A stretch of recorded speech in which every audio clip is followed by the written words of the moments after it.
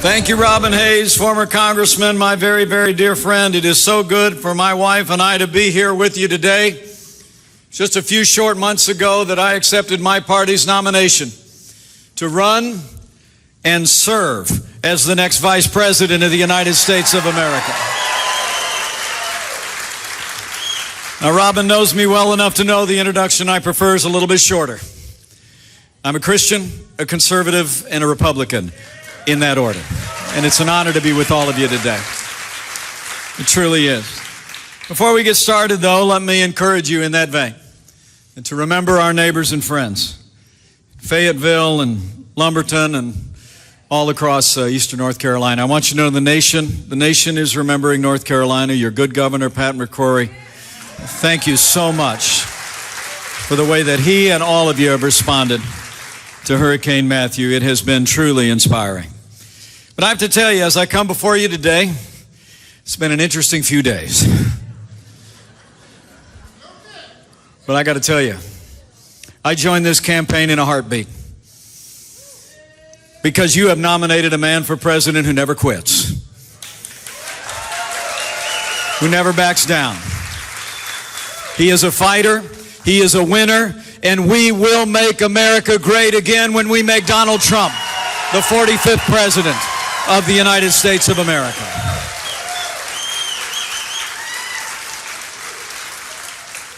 You know, Donald Trump, I truly believe, you saw it last night on that debate stage, he literally embodies the spirit of America. Strong, freedom-loving, independent, optimistic, and willing to fight every day for what he believes in and what makes this nation great.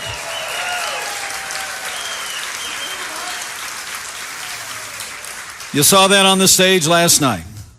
You know, it takes a big man to know when he's wrong and to admit it and to have the humility to apologize and be transparent and be vulnerable with people.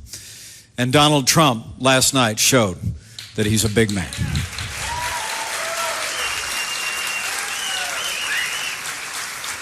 And I was on television this morning on MSNBC.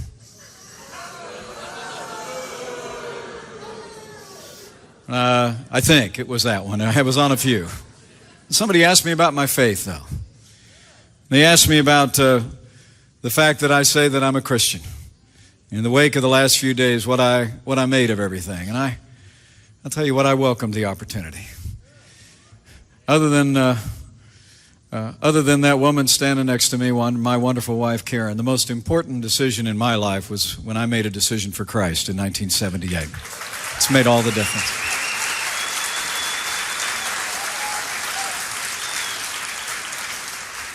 And I was happy to explain on that television program that I'm a believer. And my faith informs me that we're to hold up a godly standard. And we're to aspire to live godly lives, but it also informs me that we all fall short. We all fall short of the glory of God, that there's no one righteous other than the one.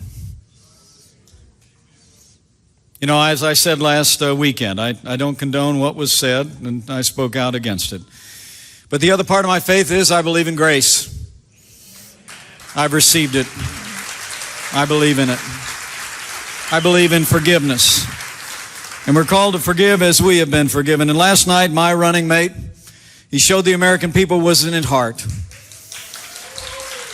He showed humility to the American people. And then he fought back and turned the focus to the choice that we face. And I'm proud to stand with Donald Trump.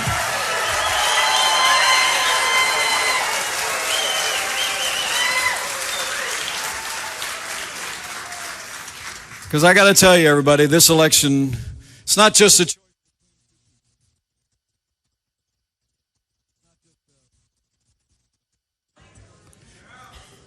It's not just a choice between two people. It's a choice between two futures. And I want to say to all of my friends here in North Carolina, I choose a stronger America at home and abroad. I choose a more prosperous America. I choose an America that stands up for the constitutional principles that made this nation great. I choose to stand with Donald Trump and every American who believes we can make America great again.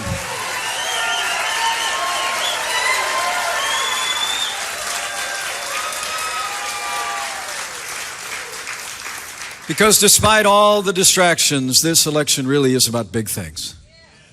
It truly is. It's about security. It's about prosperity.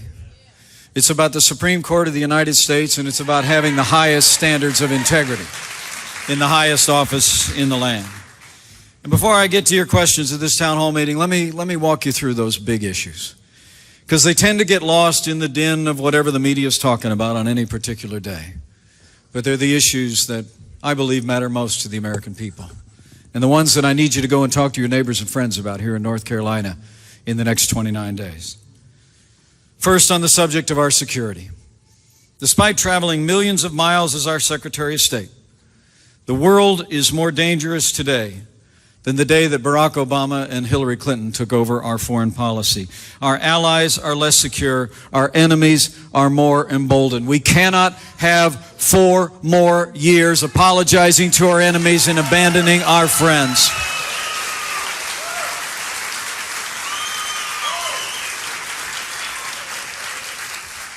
It's so important to understand. 7.5 years of the foreign policy of Barack Obama and Hillary Clinton has weakened America's place in the world and literally resulted in the wider Middle East virtually spinning apart. Remember, the number one priority that Hillary Clinton expressed when she became Secretary of State was a reset with Russia. And shortly after she hit that little red button in a press conference, a newly emboldened Russia invaded Ukraine, took over Crimea. They have a foothold now and renewed alliances in Syria and in Iran. It truly is extraordinary to think of the failure of this administration. But it's not just an emboldened Russia. We have China that's literally building islands in the South China Sea. We have North Korea that's firing ballistic missiles and testing nuclear weapons. You know, history teaches us that weakness arouses evil. Donald Trump and I know that the weak and feckless foreign policy of Hillary Clinton and Barack Obama, of leading from behind, moving red lines, feigning a reset with Russia, the rise and rule and reign of ISIS, are all a testament to this truth of history.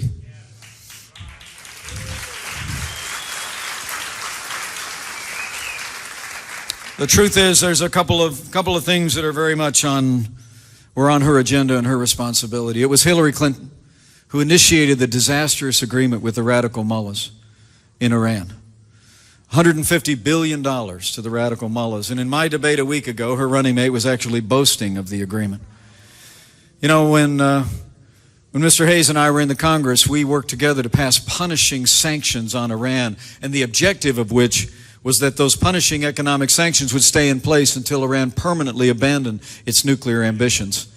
But this administration, with Hillary Clinton's full assent, actually transferred $150 billion to the Iranians only for a delay in their ambitions. And during the period of the agreement, once it comes off, no restrictions will be in place.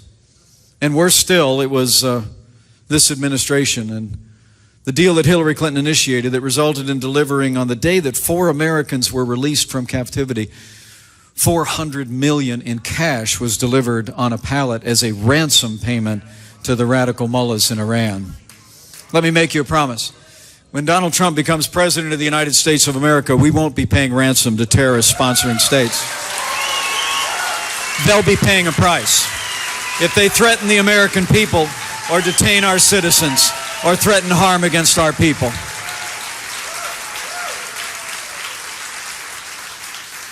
It was Hillary Clinton and Barack Obama who failed to negotiate a status of forces agreement in Iraq, pulled all American forces out of those hard-fought gains in Iraq that literally created the vacuum in which the murderous, barbarous terrorist organization ISIS was able to overrun vast areas that had been so hard won by the American soldier. You know, there are heroes in our midst. There are heroes in our midst who served in Operation Iraqi Freedom, Operation Enduring Freedom. And There are Gold Star families among us. Would anyone who has worn the uniform of the United States of America, if you are able, would you stand or raise your hand and allow us to thank you for your service to the United States of America?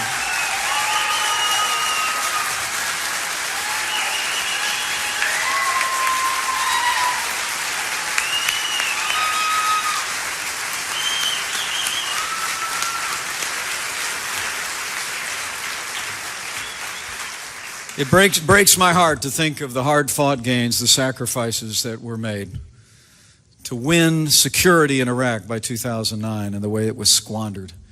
And now the American soldiers being called on again to go in and win back what had already been won. And lastly, it was Hillary Clinton and her State Department who left Americans in harm's way in Benghazi. And after 4 Americans fell, she actually told the families of the fallen that it was a result of a filmmaker in Florida. You know, I have to tell you, I'm going to be with Dorothy Woods tonight at another stop in North Carolina, a Gold Star wife of Tyrone Woods. When Hillary Clinton was confronted about what she had said to the families and misdirection by the administration, she literally told a Senate committee, "What difference at this point does it make?" Well, let me say, as the proud father of a United States Marine, anybody who said that, anybody who did that, should be disqualified from ever serving as Commander-in-Chief of the Armed Forces of the United States of America. I mean it.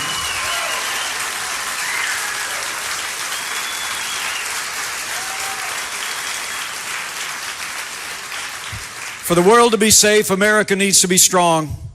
And in recent years, North Carolina, you need to know that we now have the lowest troop levels since 1940. We have the smallest number of ships since 1916. Instead of the 36 Marine battalions that our warfighters say they need, we're down to 23. And the average age of aircraft in the Air Force is 27 years, older than the men and women that we charge to fly them. For America to be strong, for the world to be safe, America needs to be strong. And Donald Trump will lead on the world stage with American strength. We will rebuild our military. We will restore the arsenal of democracy.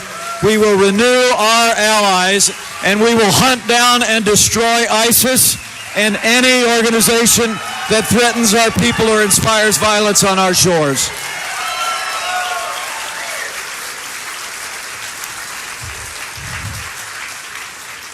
That's probably why more than 160 retired U.S. generals and admirals, including more than 20 Medal of Honor winners, have endorsed Donald Trump to be the next Commander-in-Chief of the Armed Forces of the United States. You know, it truly is extraordinary. But it's not just security abroad, it's security at home. Now, this has been a very challenging time in the life of men and women in our communities, large and small, who protect our families. There's an awful lot of members of that community who are with us here today, so would you mind joining me in showing your appreciation for the men and women who serve in law enforcement here in North Carolina and all over the United States of America? Let's show them how much we appreciate it.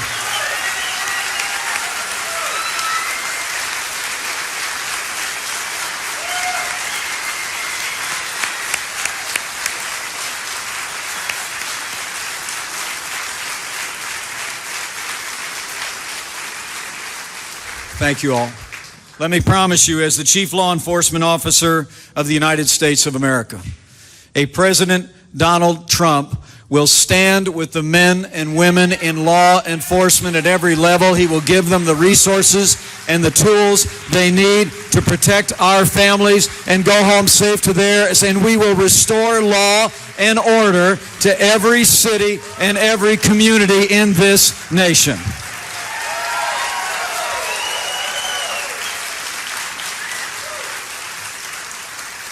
And an awful lot of police know that.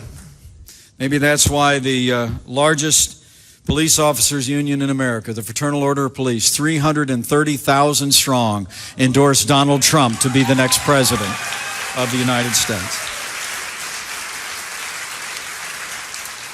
So it's about security, it's about safety, but it's also about prosperity, men and women. There's a lot of happy talk on the other side. There's a lot of talk about the progress our economy's making, but I can tell you what Governor McCrory would tell you, that whatever progress you've made here in North Carolina, it's been in spite of what's been coming out of Washington, D.C., not because of it. We're in the midst of the weakest economic recovery since the Great Depression. We have the lowest labor participation rate in this country since the 1970s. There are simply millions of men and women who have simply dropped out of the workforce. And millions more live in poverty today than the day that Barack Obama became president of the United States. The new September jobs report just came out. Most powerful economy in the history of the world only produced 156,000 jobs last month, and unemployment ticked up. Their answer? More of the same. More taxes, more regulation, more Obamacare, more of the same war on American energy that is stifling American growth. I like to say they tell us this is the best we can do. Just be patient. It'll eventually work its way out. But we all know here in North Carolina, it's nowhere near the best that we can do. It's just the best they can do. And when Donald Trump becomes president of the United States of America, we're going to get this economy moving again. We're going to put North Carolinians back to work. We're going to put people back to work all across this country by putting common sense, conservative principles into practice.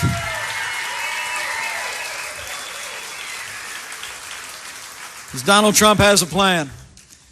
When the Trump-Pence administration arrives in Washington, D.C., we're going to do what Ronald Reagan did back in the 80s. We're going to do what President John F. Kennedy actually did back in the 60s. We're going to cut taxes across the board for working families, small businesses, and family farms. We're going to get rid of estate death taxes once and for all, and we're going to lower business taxes here in North Carolina so companies in this state can create and grow jobs here in North Carolina and not see them shipped overseas.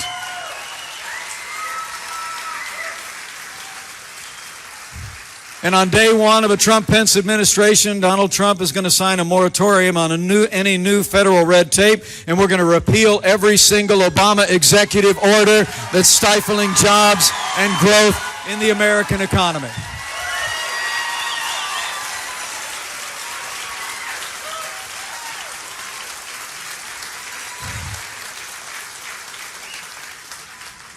And after years of seeing American energy frustrated, day one of the Trump-Pence administration, the war on coal will come to a crashing halt. We're going to call forth the resources of this land. We're going to develop an all-of-the-above energy strategy that'll drive a more prosperous American future with low-cost energy for every American. And we're going to take the advice of Hillary Clinton's husband. Did you hear what he said the other day? He said Obamacare was, quote, the craziest thing in the world. Bill Clinton finally said something I can agree with.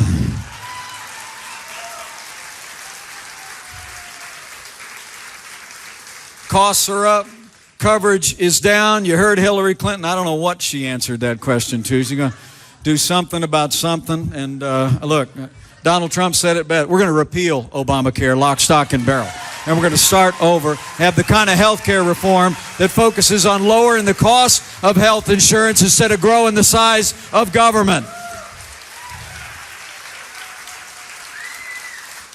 And lastly, when Donald Trump becomes negotiator in chief. You with me on that? All right. We're going to have trade deals that work for the American worker. We're going to drive a hard bargain. We're going to renegotiate NAFTA so it works in the long term for the American economy. We're going to get out of this multinational deal in the Asian Pacific Rim, and we're going to hold our trading partners accountable for the commitments that they make to the American people. Trade means jobs, but it's first going to mean American jobs.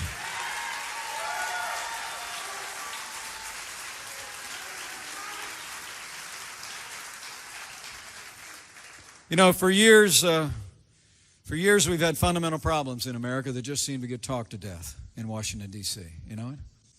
And under this last administration, what Hillary Clinton promises to continue. I mean, it's amazing to think After the failed policies of this administration at home and abroad, Hillary Clinton is essentially running on a promise for a third Obama term. It seems like in the last 7.5 years, there's no aspect of our lives too small for Washington, D.C. to want to become involved. There's no provision of the Constitution too large for them to ignore. And as this election approaches, let's remind us each other of one more important point. That while the next president will serve a 4-year term, that president will likely define the course and destiny of the Supreme Court of the United States for the next 40 years. And we better think long and hard about that. Long and hard about that. I mean, elect Hillary Clinton, you better get used to more unelected judges using unaccountable power to take unconstitutional actions. You heard her last night. She's just the hit parade of legislating from the bench, right? Elect Donald Trump, and you will have strict constructionists who will uphold the Constitution from the highest court in the land in the tradition of the late and great Justice Antonin Scalia, appointed to the court and to all of our federal courts. They will uphold the Constitution and interpret it and not legislate from the bench. So let me just say to all of you, for the sake of the rule of law, for the sake of our Constitution, for the sake of the sanctity of life, for the sake of our Second Amendment right to keep and bear arms, we must decide here and now in North Carolina that the next president who will make appointments to the Supreme Court of the United States will be President Donald Trump. You got to decide that, North Carolina.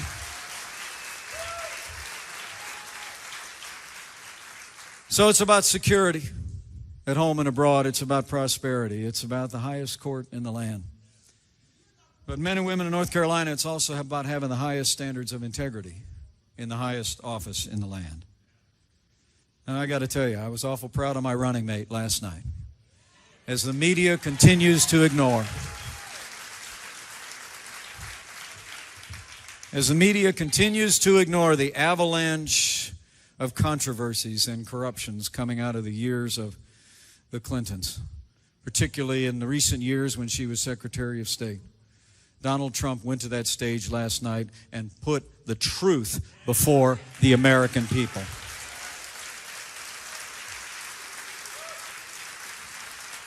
I mean, let's just make sure we have this so we can talk to our neighbors and friends.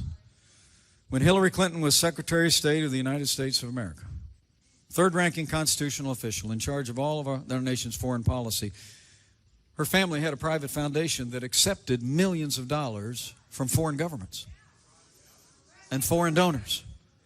And then in between those two things, she had a private server.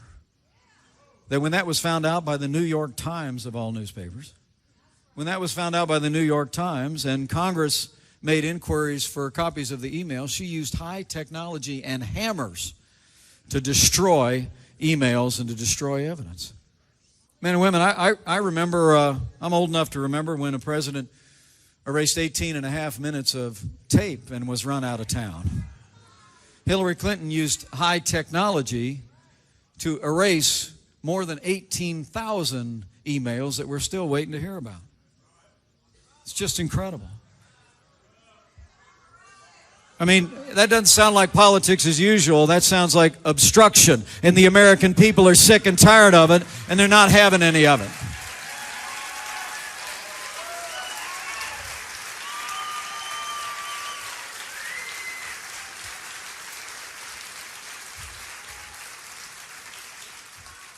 And you know, in the midst of the last several days, I know there was a lot of attention on other issues. But did you see those excerpts of speeches that came out late Friday? It was the Wall Street speeches that Bernie Sanders was so interested in and so much of the media was interested in. Here's a few excerpts, although there's more. Hillary Clinton behind closed doors in excerpts released late Friday, told major donors that to be, quote, successful politically, you have to have, quote, both a public and private position. Close quote. When she was asked about that on television, I mean, give the moderator some credit. She was asked about it last night. We got a lecture about Abraham Lincoln. Did you see that?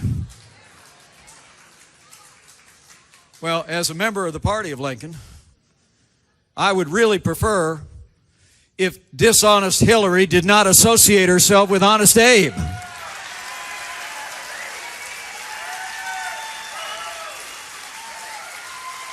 All right? Here's another excerpt. Speaking to a Brazilian bank. Did you hear this? Speaking to a Brazilian bank, this is an excerpt from her speech. She said, quote, her dream was, quote, a hemisphere common market with open trade and open borders.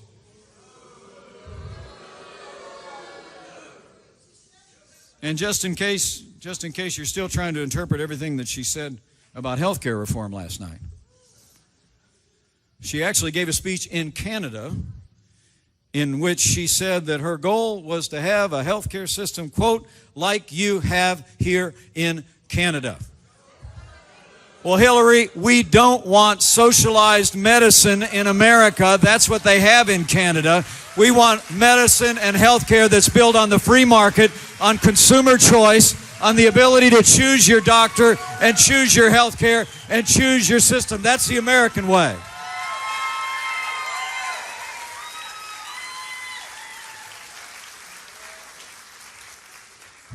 So let me just say before I close, and I'll slip to your questions. For the sake of our security, for the sake of our prosperity, for the sake of the highest office in the land, and for the sake of preserving and having a truth teller in the highest office in the land, we must decide here and now in North Carolina that Hillary Clinton will never become president of the United States of America. That's got to be the decision. And you've got to go out and make it happen. So with this, I'll close. You know, there's so many things that divide us these days. I mean, I got to tell you, some mornings I just get up and I got to turn on the television with a stick. You know, I'm kind of new to this level, right? I mean, it's high wire without a net, right? But I'm honored to be here, and I couldn't be more honored that you all would take time to come out and see me today. It just blesses my heart. Blesses my heart.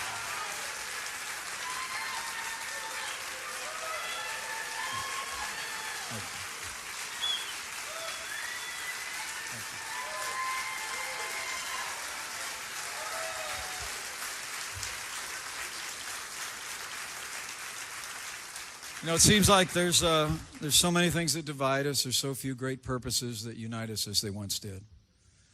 But I want to tell you about Donald Trump and me. We're two people that were raised to believe and will always believe that there will always be more that unites us in these United States of America than will ever divide the great people of this nation. I truly believe it. And it has a lot to do with faith. Faith in God and faith in the American dream. You know, when I first got to know the Trumps, it was just this summer. Karen and I were invited to come out. He was considering a long list of very distinguished men and women for this position. We spent some time together with them as a family. To know the Trumps is to know a family, just as to know the Pences is to know a family. I've not only got the boss traveling along with me today, but where'd she go? I've also got our daughter Charlotte with us.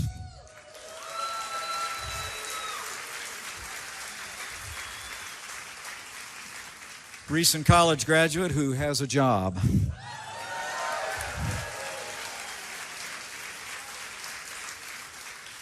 But as we got to know the Trumps, it was really kind of interesting. I found out that we shared some things. I mean, my grandfather immigrated to this country from Ireland when he was about my son's age. Donald Trump's grandfather immigrated to this country. They both came through Ellis Island. His dad was a self-made man who built a business with his bare hands, built everything that matters, a family and a business and a good name. My dad ran gas stations in a small town in southern Indiana, but did the same. My late father used to say when they started out, they didn't have two nickels to rub together. And they had more than a few nickels by the time that he left us 30 years ago. You know, Donald Trump and I were both raised to believe to whom much is given, much will be required. And so for him, that meant the kid from Queens went to Manhattan Island and started to build the big buildings to the sky, right? For me, it was a calling into public service and a dream of representing my hometown in Washington, D.C., never imagining I could ever be the governor of our state and never even conceiving of the fact that I could be standing before all you good people today. I tell people often, I say, you know, other than a whole lot of zeros, Donald Trump and I really do have a lot in common. A lot.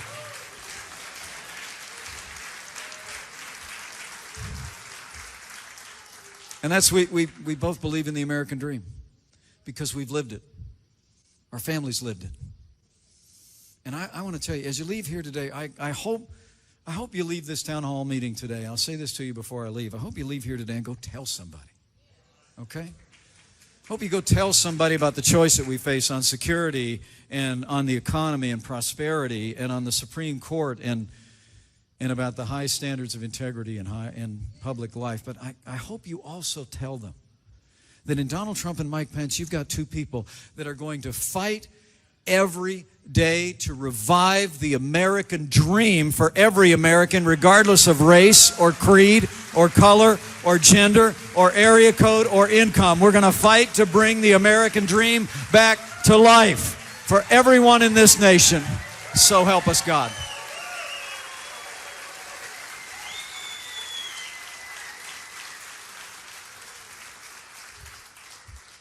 It's not just faith in the American dream, but it's the other kind of faith. I kind of started there, I'll end there.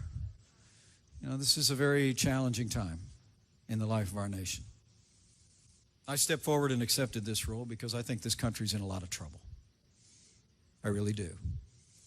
This is no ordinary time, and it cannot be met with ordinary effort or just with our effort alone. I truly do believe that now is the time to do all that we can, to work like it all depended on us. But if you're inclined to bow the head and bend the knee, it's a good time to pray for this country. It really is. And I'm not so much talking about winning and losing. I'm talking about America. And I'm talking about my firm conviction that what has been true for millennia is still true today. That if his people, who are called by his name, will humble themselves and pray, he'll hear from heaven again, and he will heal our land. One nation, under God, indivisible, with liberty and justice for all.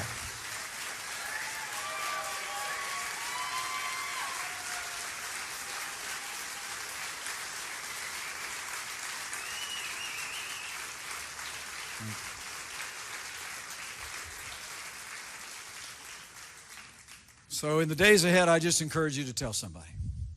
Lay out that choice. I said at the very beginning, I'll say it again. This isn't just a choice between two people that were on a stage last night. It's really a choice between two futures. This is not a time where it's sometimes been that, I don't know about you here in North Carolina, but sometimes in Indiana, it's a choice between one candidate who will take us this far up and another one, it'd probably take us about that far up, right? I mean, a lot of times there's not a dime's worth of difference between Republican and Democrat, right? This isn't such a time.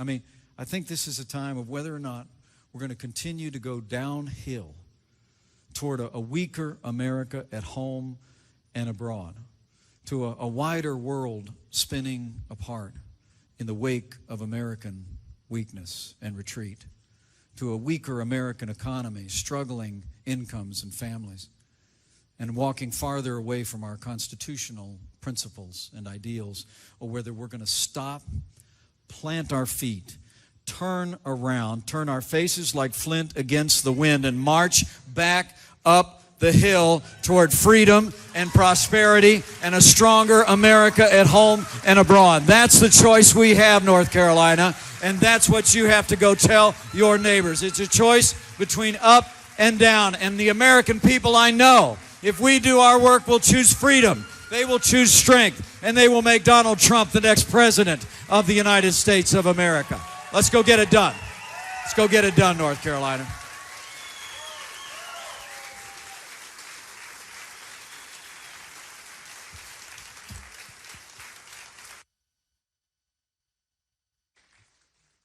Well, thanks. Thanks, everybody. Thanks for letting me get that off my chest. I do, I honestly believe that sometimes you got to pay more careful attention to what you already know. Particularly when it gets the water gets a little choppy, right? You got to hew to your roots. I hope some of the words I shared today may enliven in your minds the story that we want you to go and tell. But now it's your turn. I'd love to, the time that we have remaining, I'd love it if you slip your hand in the air, share with me your first name, and I'd be happy to respond to your questions or hear your thoughts. How about right over here? We'll start with this young lady. Hi. What's your first name? Andriana Howard. Andriana? I'm from Greece. Oh, greetings. And I know about communism and all the bad stuff happening over there, which they try to bring over here. I'm very angry, Mr. Pence. I'm angry because I'm 60 years old. I don't look it. But my husband and I, we lost our insurance after so many years. Last week, because I like to continue my health and everything, prevention, I pay $1,000 out of my pocket just to keep my health going because I'm afraid if something happened, I'll be dead. That's why I'm voting for you and Mr. Trump. You, both of you are my men. You are the best men.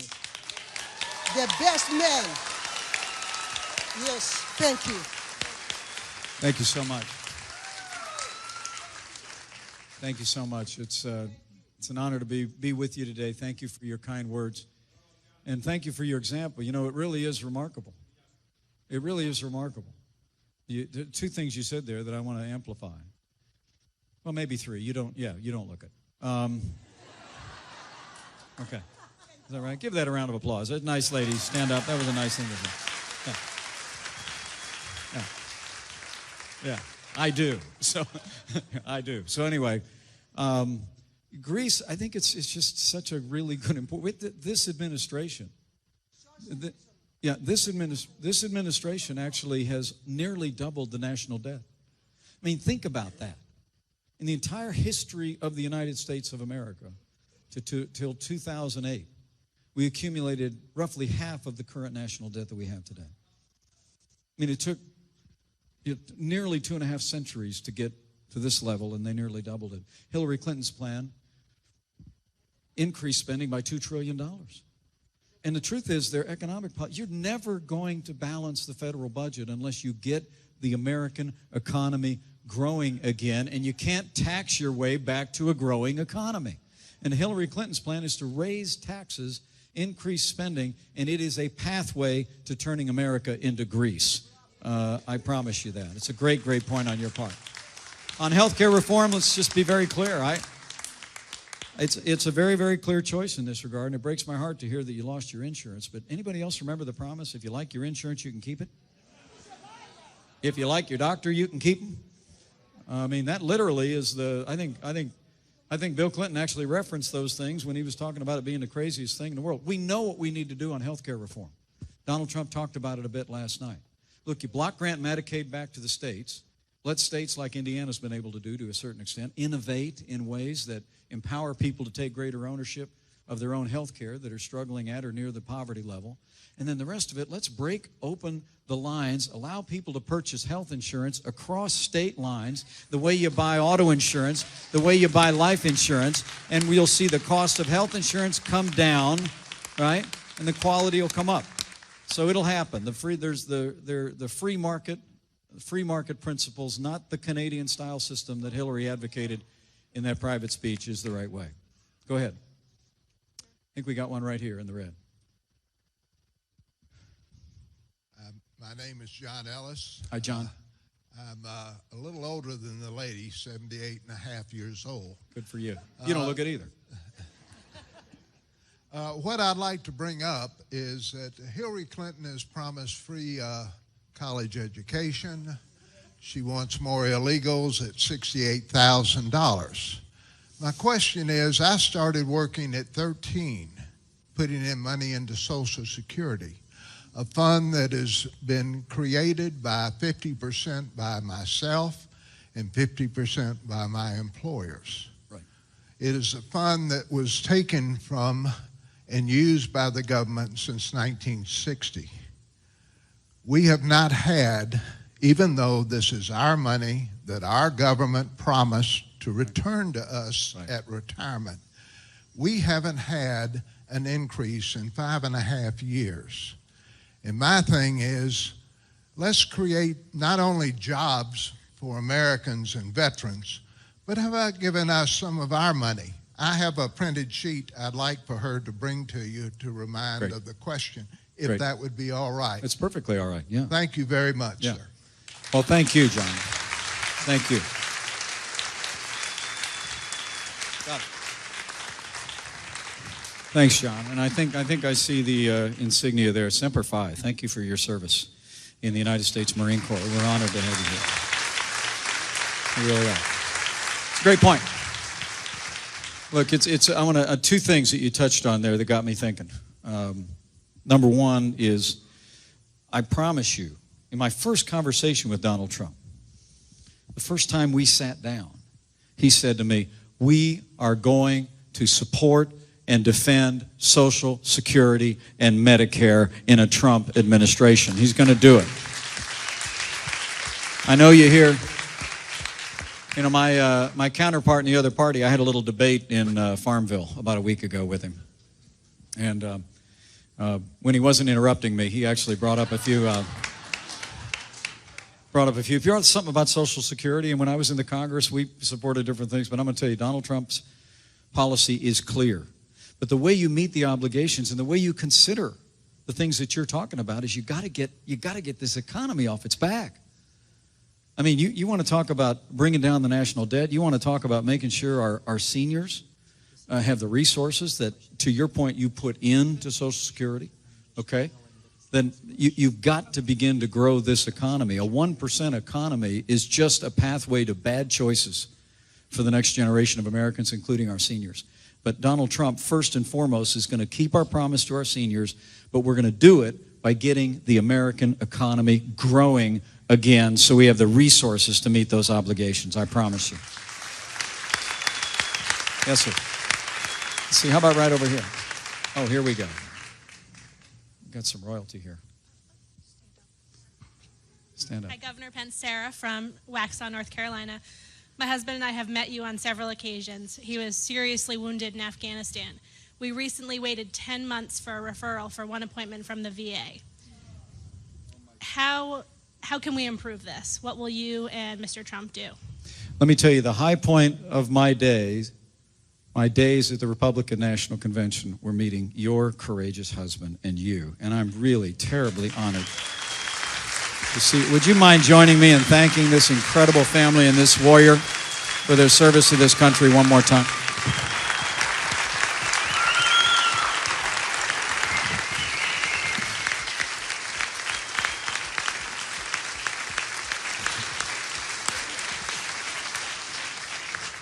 Thank you so much. And I actually thought of this when the Marine was standing just a second ago. First speech I attended with Donald Trump right after the Republican National Convention was at the VFW. And we had a lot of veterans stand up who are here with us today, including your husband.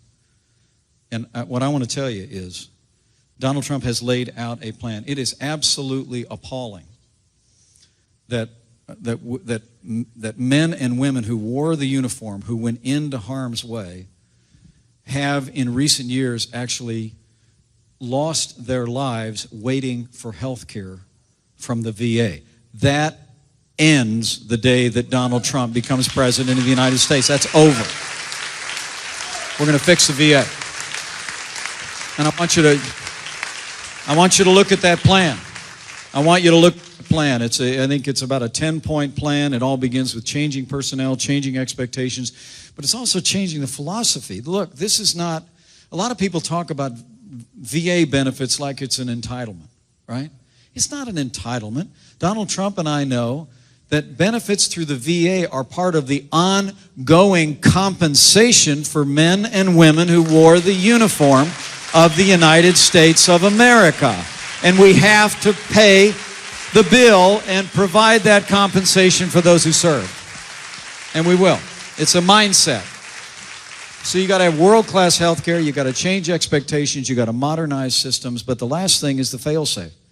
And that is Donald Trump has made it clear that if veterans cannot receive world-class veterans benefits under a Trump-Pence administration, we're going to make it possible for them to go across the street, get private health care, and the American people will pay for it.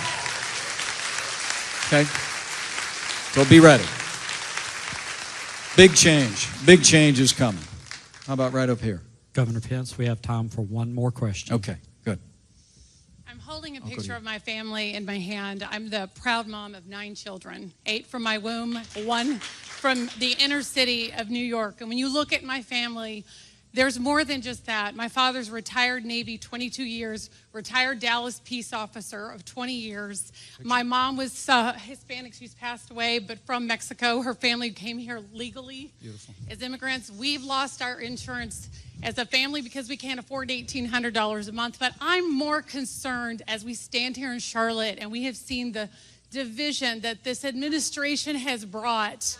When I look at my child who is African American and who lives in Harlem half of the year and is more concerned about what's going on in his neighborhood than he is a police, I also want to see, because my dad is a police officer, retired, I want to see our police officers protected, respected, and I want to know.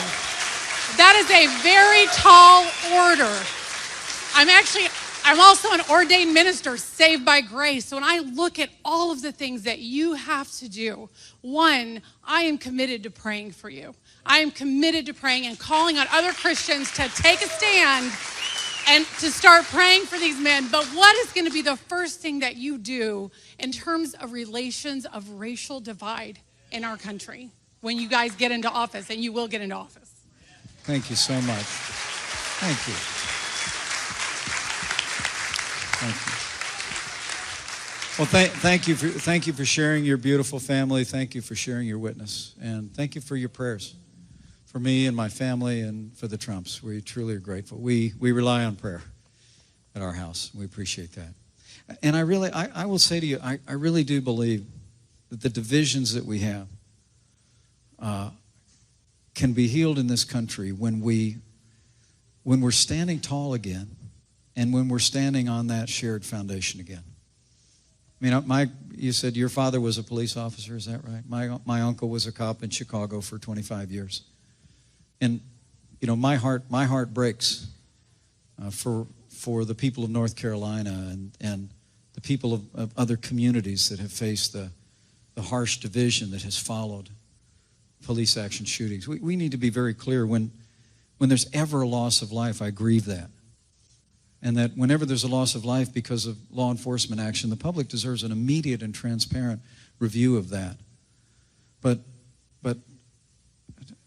enough of those who would seize on these tragic moments to further divide us and to demean people who serve in law enforcement.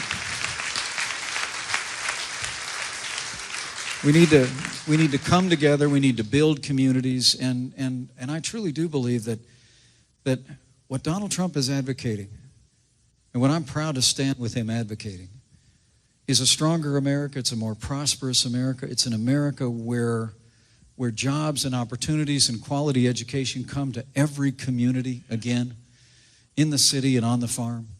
I mean, one of the things he's most passionate about is educational choice. Donald Trump and I believe that parents ought to be able to choose where their children go to school, regardless of their income or their area code, public, private, parochial, or homeschool. Opening doors for many families that find themselves and their kids trapped in failing schools, making sure that we're providing the resources for law enforcement to create prosperity in our streets, ending the flow of illegal drugs into our country that is tearing apart families in Indiana and here in North Carolina. But it can all happen. I guess that's what I'd leave you with today, is we got 29 days. We got 29 days to make a change. or not?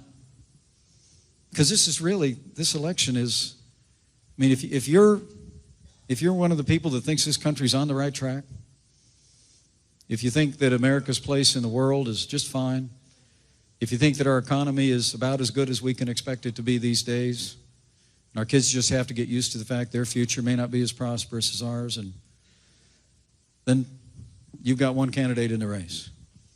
But I want you to leave here today and tell people all across North Carolina, all across this community, if you believe we can be strong again on the world stage, if you believe we can open doors of opportunities for every American in every community, large and small, across this nation again, if you believe that we can create jobs and opportunities and be standing tall with our children and our grandchildren, able to not only have a great education but start a great future, and if you believe we can do it all on a foundation of that solid Constitution and the faith that underpins it, then I need you to leave here today and not rest and not relent until you have told every neighbor, every friend, at work, at worship, over the backyard fence, that when we make Donald Trump the next president of the United States of America, we will make America great again.